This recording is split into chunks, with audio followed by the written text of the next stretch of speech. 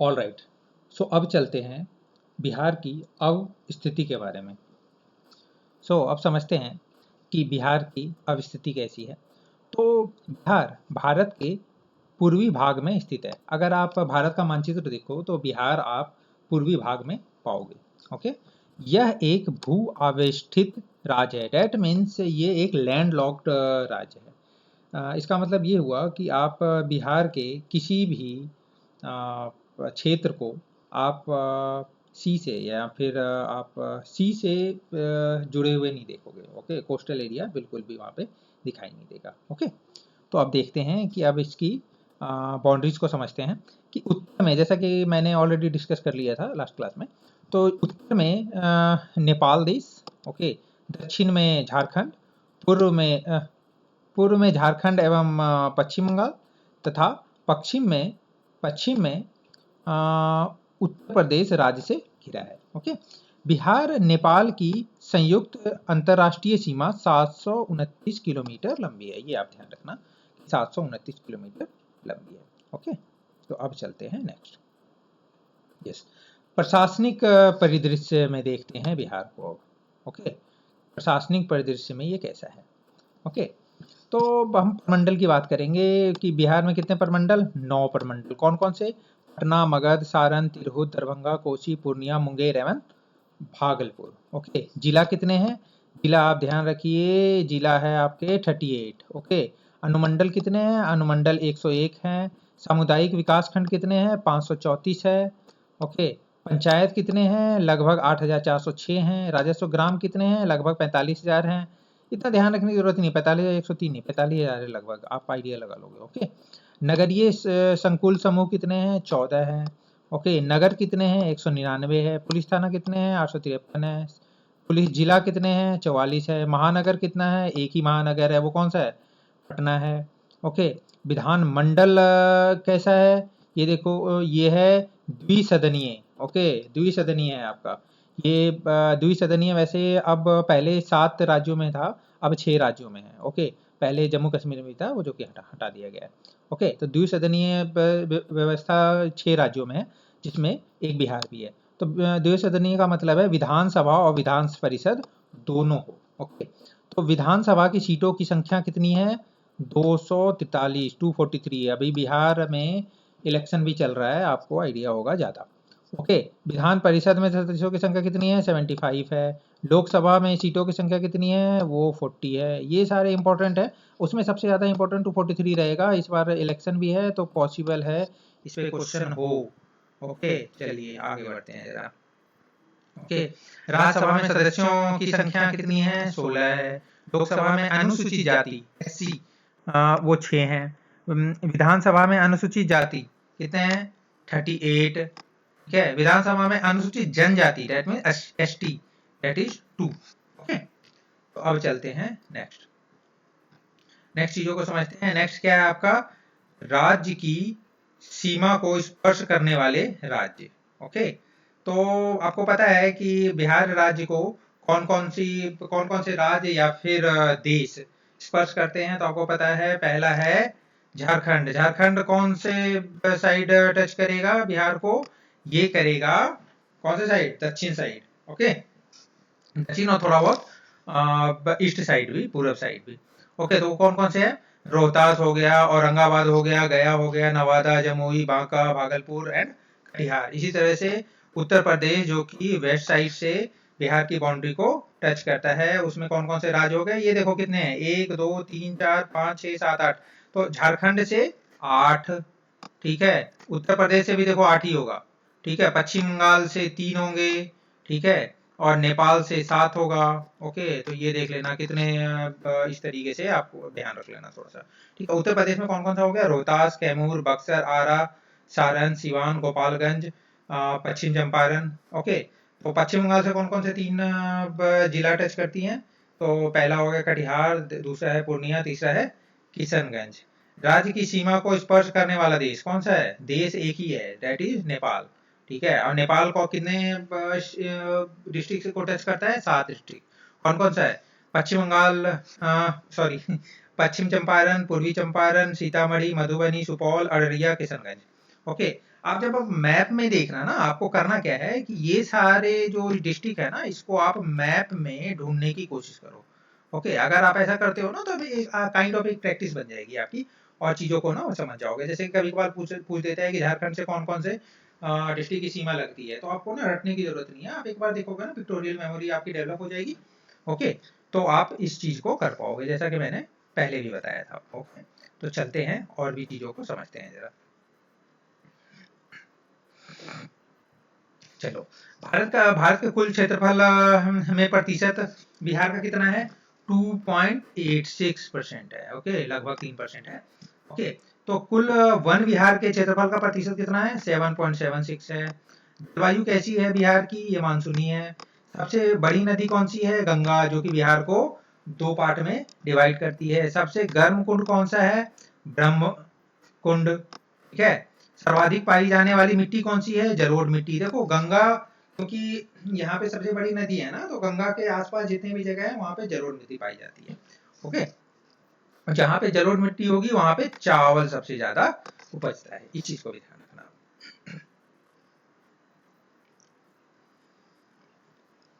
सर्वाधिक क्षेत्रफल वाले 3 जिले कौन कौन से हैं?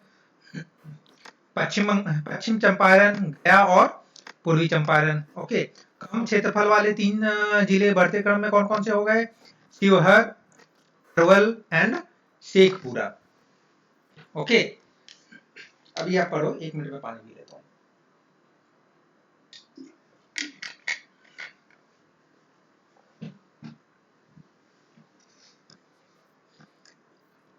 चलिए, जनसंख्या 2011 की बात करते हैं। अभी के अकॉर्डिंग अगर आप देखो कि इंडिया की जनसंख्या कितनी है? 130 करोड़ है लगभग। ओके, चलो, बिहार की कुल जनसंख्या कितनी है? लगभग 10 करोड़ के आसपास है। ठीक है, 10.41 करोड़। पुरुष की जनसंख्या कितनी है? ये हो गई 5 करोड़ 42 लाख। महिला की जनसंख्या कितनी है? 4 करोड़ 98 लाख। ओके, जनसंख्या घनत्व तो कितना है बिहार का? ये ध्यान रखना आप, ये है आपका 1106 वर्ग किलोमीटर। ओके, जनसंख्या वृद्धि दर कितनी है? कितनी रही है? 25.42%। भारत की कुल जनसंख्या का 8.6%। ओके, लिंगानुपात ये कितना है? 918 है। ओके, और शिशु लिंगानुपात ओके 935 है। शिशु लिंगानुपात कितने से कितने एज को माना जाता है? यस, 0 to 6 एज के बच्चों को। ओके, वो 935 है, और लिंगानुपात ओवरऑल कितने हैं? 918 है। साक्षरता दर कितनी है बिहार की? 61.80। और पुरुष साक्षरता दर 71.2। महिला साक्षरता दर वो कितनी है? वो है 51.5%। ग्रामीण साक्षरता दर और शहरी साक्षरता दर में ज्यादा कौन सा है? यस, शहरी ही ज्यादा होगा। वो कितना है? 76.86। और गांव का कितना है? 59.78। गांव की अगर बात करें तो पुरुष 69.67, महिला 49।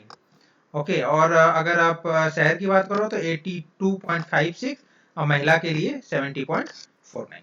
ओके, ओवरऑल शहर में साक्षरता ज्यादा है। ओके, ग्रामीण जनसंख्या की बात करते हैं। ये ऑलरेडी हम लोगों ने डिस्कस कर लिया था। ग्रामीण जनसंख्या 88% है, और शहरी जनसंख्या 11.3% है। ओके, सर्वाधिक जनसंख्या वाले 3 जिले, ठीक है, कौन कौन से हैं?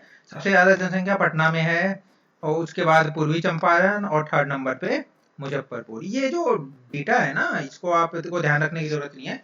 जो जो डेटा ज्यादा इंपॉर्टेंट होगा उसको मैं बताता चला जाऊंगा।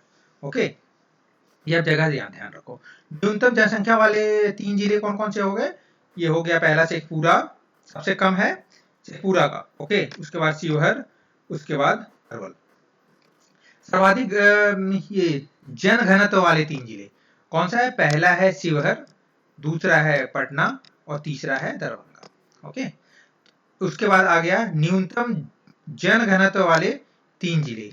ओके, न्यूनतम वाले कौन कौन से आ गए? पहला है कैमूर, दूसरा है जमुई, और तीसरा है बांका।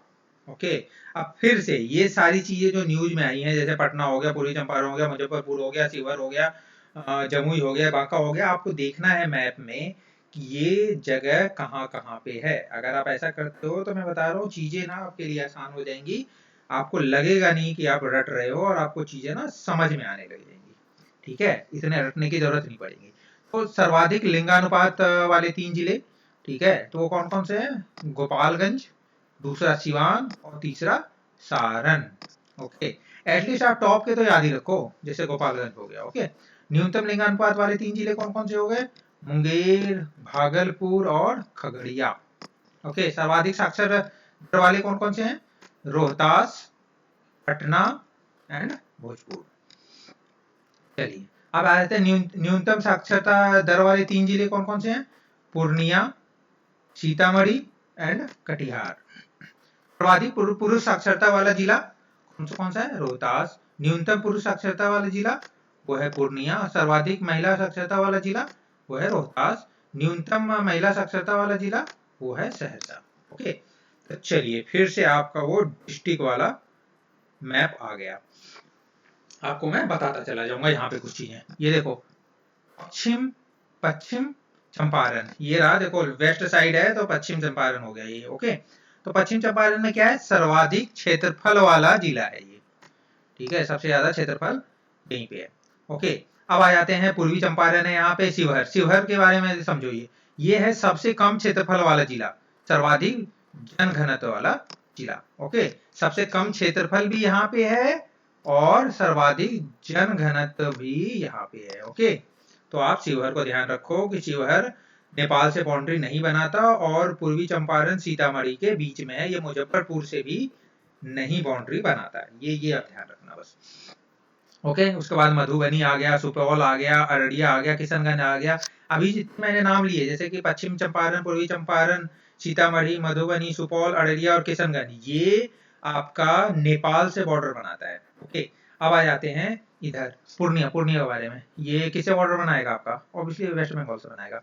ओके, तो अब आ जाते हैं कि पूर्णिया में क्या है ऐसा खास? यह न्यूनतम साक्षरता वाला जिला और न्यूनतम पुरुष साक्षरता भी यहीं पे है, यानी 2 चीज। ओके, न्यूनतम साक्षरता भी है और न्यूनतम पुरुष साक्षरता भी यहीं पे है। ओके, और अब आगे बढ़ते हैं कटिहार, भागलपुर, बांका। अब आ जाता है मुंगेर के बारे में भी कुछ है। ये देखो, न्यूनतम लिंगानुपात वाला जिला। ओके, ये है कौन सा है आपका? मुंगेर है। ओके, अब और आ जाते हैं, और भी कुछ जिला के बारे में बात करते हैं। ये है आपका मधेपुरा। मधेपुरा में क्या है? सर्वाधिक, ये क्या है? जनसंख्या वृद्धि दर, दशकीय जनसंख्या वृद्धि दर कहां पे देखा गया है? ये मधेपुरा में देखा गया है। ओके, चलो इसी तरीके से आप, मैं बता रहा हूँ ना, इसी तरीके से आप पढ़ा करो कि सारे डिस्ट्रिक्ट के बारे में आप इस तरीके से पढ़ा करो। ये देखो गोपालगंज, गोपालगंज में क्या है? गोपालगंज में क्या है? सर्वाधिक लिंगानुपात, सबसे कम दशकीय वृद्धि दर। देखो सबसे ज्यादा कहां पे था? मधेपुरा, सबसे कम गोपालगंज। और गोपालगंज किसके साथ बाउंड्री बनाएगा? ये बनाएगा यूपी के साथ। ओके, चलो और भी चलते हैं, पटना के बारे में समझते हैं। पटना क्या है? पटना से वो गंगा नदी बहती है। सर्वाधिक जनसंख्या वाला जिला होगा ये, और सबसे बड़ा, ठीक है, मेट्रोपॉलिटन सिटी यही है, महानगर। ओके, ऑब्वियस सी बात है, पटना में ही होगा। ओके, कैमूर के बारे में समझते हैं। ये न्यूनतम जनघनत्व वाला जिला है। ओके, अब है रोहतास सर्वाधिक महिला साक्षरता के लिए है ये। ओके, और सर्वाधिक पुरुष साक्षरता भी यहीं पे है, तो रोहतास को आप ध्यान में रखना। शेखपुरा के बारे में समझते हैं। शेखपुरा न्यूनतम जनसंख्या वाला जिला है, शेखपुरा। ओके, इसी तरह से गया, औरंगाबाद, नवादा, जमुई भी न्यूज में था। ठीक है, आप देखते जाओ, जो भी चीजें थी ना उसको जरूर आप ध्यान रखो। ठीक है, बांका हो गया, नालंदा हो गया, नालंदा के बारे में कौन नहीं जानता। वैशाली हो गया, समस्तीपुर, दरभंगा, सहरसा क्या है? न्यूनतम महिला साक्षरता के लिए। ओके, इस तरीके से आप पढ़ा करो। चलो अब नेक्स्ट चलते हैं। मैं बता रहा था ये सारे डेटा आपको ध्यान में रखने की बिल्कुल जरूरत नहीं है। ओके, जितना आपको बता दिया गया है वो आपका सफिशिएंट है, उसी से सवाल आएगा। ओके, चलिए अब कुछ महत्वपूर्ण तथ्य के बारे में पढ़ लेते हैं। ठीक है, आपकी स्क्रीन पे शो हो रहा होगा कुछ महत्वपूर्ण तथ्य। आप एक काम करो, मैं आपको ना, अगर आपको लगता है तो आप इसको एक बार ध्यान दो कि क्या क्या लिखा हुआ है।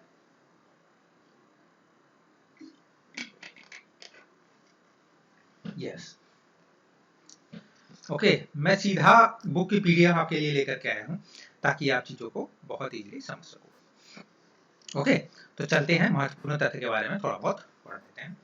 पटना जिले के फतुहा स्थल के समीप गंगा में मिलने वाली सहायक नदी कौन सी है? वो है पुनपुन। ओके, भारत में बिहार का जूट उत्पादन में कौन सा स्थान है? वो है दूसरा स्थान। तो पहला कौन सा है? पहला है वेस्ट बंगाल का। ओके, चलो, त्रिवेणी नहर का उद्गम कहाँ पे होता है? गंडक नदी से होता है। ओके, कैमूर का पठार किसके लिए प्रसिद्ध है? चूना पत्थर के लिए प्रसिद्ध है। अनुपम झील बिहार के किस जिले में है? कैमूर। बिहार का सबसे बड़ा वन्य जीव अभ्यारण्य कहाँ पे है? कैमूर वन्य जीव अभ्यारण्य है। ठीक है, बिहार का कुल भौगोलिक क्षेत्रफल ये ऑलरेडी डिस्कस कर लिया हमने।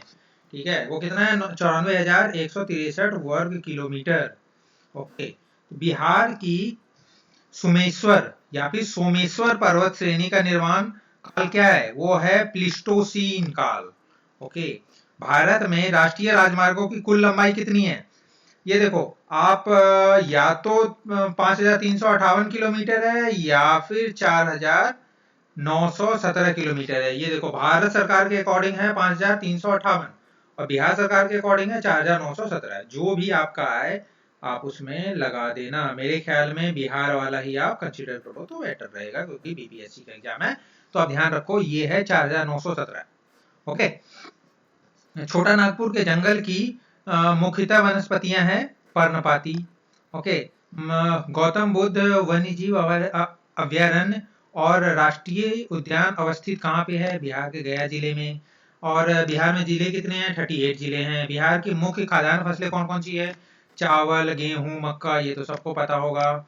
किस खनिज के उत्पादन में बिहार का एकाधिकार है? कौन सी खनिज में एकाधिकार है बिहार का? यस, ये है पाइराइट में। बिहार राज्य का देशांतरीय विस्तार है, ये ऑलरेडी हम लोगों ने डिस्कस कर लिया था। वो कितना है? 8319 टू 8817। ओके, ऑलराइट ना, हम लोगों ने डिस्कस कर लिया है लैटिट्यूड एंड लॉन्गिट्यूड के बारे में। ठीक है, बिहार को स्पर्श करने वाले भारतीय राज्य हैं, ये तो हम लोगों ने डिटेल में डिस्कस किया था। उत्तर प्रदेश, पश्चिम बंगाल एंड झारखंड। ओके, अब आ जाते हैं। गंडक, घाघरा, सरयू एवं सोन नदी गंगा में क्रमशः मिलती है। देखो, गंडक कहाँ पे मिलेगी? ये मिलेगी पहलेजा पटना। सरयू या फिर घाघरा ये मिलेगी रेविलगंज सारण में है। ठीक है, और सोन नदी मिलेगी विगवारा पटना के पास है। ठीक है, चलिए, अब क्या है? आर्थिक समीक्षा 2019-20 के अनुसार वर्ष 17-18 में बिहार की शस्य गहनता, डेट मीन्स क्रॉप इंटेंसिफिकेशन कितनी है? वो 144% रही है। ओके, क्रॉप इंटेंसिफिकेशन 144% रही है। ओके, बिहार राज्य के वाणिज्य एवं उद्योग मंत्रालय द्वारा विकसित निर्यात संवर्धन औद्योगिक पार्क। ठीक है, देखो निर्यात से रिलेटेड है ना। ठीक है, तो वो किस में होगा? वो निर्यात प्रसंस्करण क्षेत्र से रिलेटेड होगा। ठीक है, उच्च स्तरीय अवसंरचनात्मक सुविधाओं से युक्त निर्यात प्रसंस्करण क्षेत्र से। ठीक है, वर्ष 2011 की जनगणना के अनुसार जनसंख्या की दृष्टि से बिहार का कौन सा स्थान है? वो कौन सा स्थान है? तीसरा। ठीक है, पहला दूसरा किसका है? ठीक है, ऑलरेडी हम लोगों ने डिस्कस किया हुआ है। पहला है यूपी का, दूसरा है महाराष्ट्र का। ओके, बिहार के इतिहास में 12 दिसंबर 1911 मील के पत्थर के रूप में चिन्हित है। वो आपको पता है ना, 12 दिसंबर 1911। ठीक है, आगे बढ़ते हैं। 22 मार्च 1912, इसके बारे में भी आप जानते हो, अभी हम लोगों ने डिस्कस किया था फर्स्ट क्लास में। ठीक है, वो सर चार्ल्स स्टुअर्ट बेले इस राज्य के प्रथम उपराज्यपाल नियुक्त किए गए। कौन? सर चार्ल्स स्टुअर्ट बेले। संयुक्त बिहार एवं उड़ीसा राज्य में विधायी प्राधिकार की स्थापना कब हुई? वर्ष 1913 में हुई। ठीक है, 29 दिसंबर 1920 को बिहार एवं उड़ीसा राज्य को राज्यपाल के शासन वाला प्रांत बनाने का गौरव प्राप्त हुआ। ओके, महामहिम माननीय श्री सत्येंद्र प्रसन्न सिन्हा बैरॉन राज्य के प्रथम भारतीय राज्यपाल नियुक्त किए गए। कौन? श्री सत्येंद्र प्रसन्न सिन्हा। ओके, मार्च 1920 में लेजिस्लेटिव काउंसिल के भवन का निर्माण शुरू हुआ और यह उसी वर्ष बनकर तैयार हो गया था, मार्च 1920 में। संयुक्त बिहार एवं उड़ीसा के अंतिम राज्यपाल सर जेम्स डेविड सिम्पटन हुए। सिम्पटन हुए, सर जेम्स डेविड सिम्पटन। पहले कौन से हुए थे? ये देखो, सर चार्ल्स स्टुअर्ट बेले, ठीक है, प्रथम उप राज्यपाल। ओके, और अंतिम राज्यपाल कौन हुए? राज्यपाल हुए सर जेम्स डेविड सिम्पटन। ओके, अंतिम, ठीक है।